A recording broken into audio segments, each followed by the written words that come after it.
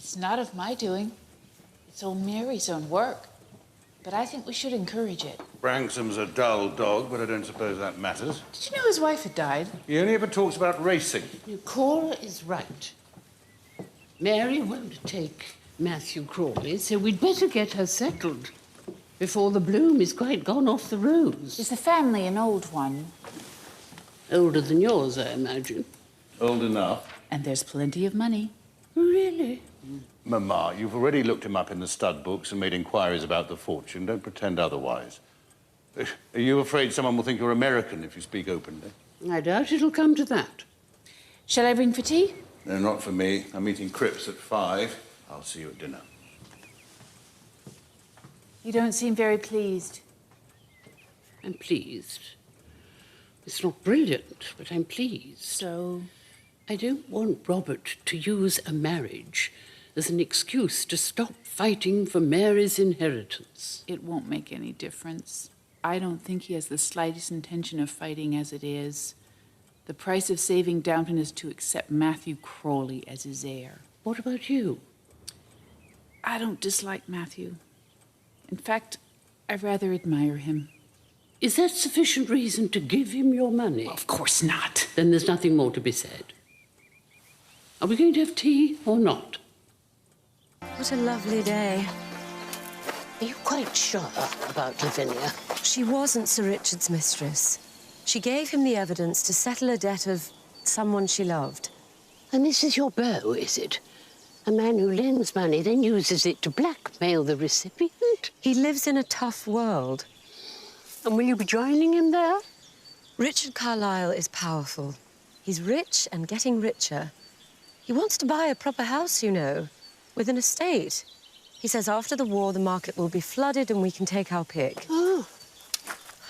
And you can dance on the grave of a fallen family. They will fall, lots of them. Some won't rise again, but I don't intend to be among them. That leaves Matthew. That's done now, Granny. Finished. It's time to move forward. What about Sybil? Does she have anyone in her sights? Not that I know of. Are you sure she has no chap in mind? Oh, how odd. I had an endless series of crushes at her age. I don't think so. Not even some man she doesn't care to mention. What do you mean? Well, war breaks down barriers, and when peacetime re-erects them, it's very easy to find oneself on the wrong side. Really, Granny, how can you say that I'm too worldly, but Sybil's not worldly enough? You cannot be so contrary. I'm a woman, Mary. I can be as contrary as I choose. Dr. Clarkson, I am no Jacobin revolutionary, nor do I seek to overthrow the civilized world. We just need one bed for a young man from this village. And if it were within my power, you should have it. So you don't understand. William's father cannot afford to leave his farm and move to Leeds. I'm very sorry. Really. But this is a military hospital, and it's not up to me to challenge the order of things. I'll nurse him. I'm happy to do it. It wouldn't add to your workload. If I were to break the rule for you, how many others do you think would come forward to plead for their sons? The answer is and must be no. It always happens. When you give these little people power, it goes to their heads like strong drink. Yes, the minister. Well, how many Marquises of Flintshire are there? Is this an instrument of communication or torture? Hello? Shrimpy? It's Aunt Violet. Very well, yeah. And Susan? Good. I won't beat about the bush, dear. Whom might we know on the board of Leeds General Infirmary? And has Lord Flintshire's order been acted on? It has. There's an ambulance waiting. Although no one quite knows how you managed it. What exactly is the matter with him? His body sustained too much damage. He cannot recover. But he looks so normal.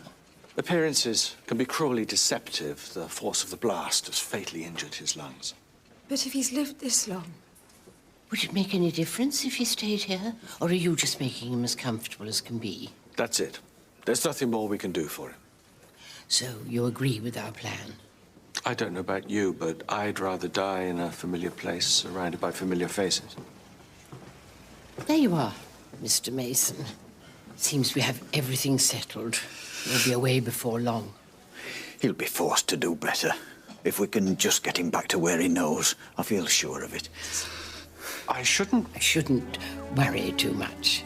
We'll know much more when he's rested. I'm very grateful, my lady, to both of you. Let's get him ready. Why would I persuade your father otherwise when I agree with him? How can you say that when you keep telling me to find something to do? I meant run a local charity. Or paint watercolours or something. Well, I'm going to London to see the editor tomorrow. And if I like him, then I'm going to say yes. I don't want to fall out with Papa, but I don't want to be invisible either. I've had enough of it. Very well, I'm coming up tonight. I'll see what I can do. But I want a favour in return. What time do you leave in the morning? I thought I'd get the 10 o'clock. I'm meeting him for tea. You're not encouraging this. She hasn't agreed to anything yet. Mamma, talk to her. Talk to all of them. Say something sensible. Yes, let's hear how a woman's place is in the home. I do think a woman's place is eventually in the home. But I see no harm in her having some fun before she gets there. Oh, Granny, thank you. Have you changed your pills? And another thing, I mean, Edith isn't getting any younger. I mean, perhaps she isn't cut out for domestic life. All I know is this. I find Peg in this room and my paper knife is gone. He comes into the room again and a very valuable piece of Japanese netsuke is missing. Things. I don't understand your position. Are you saying he's justified in stealing my possessions? Or do you not believe he took them? I'm saying you put too much importance on material objects and not enough on justice. Oh, really? I wonder you don't just set fire to the Abbey and dance round it, painted with woad and howling. I might, if it would do any good. What? I beg your pardon, your ladyship. Oh, don't apologise. I'm glad to have an ally in the room. This was found in Betty's cleaning bucket. It must have rolled in there and she's just found it. Oh. Thank you. I'm very relieved.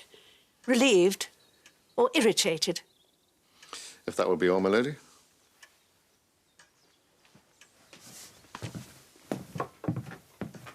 Aren't you going to say you're sorry?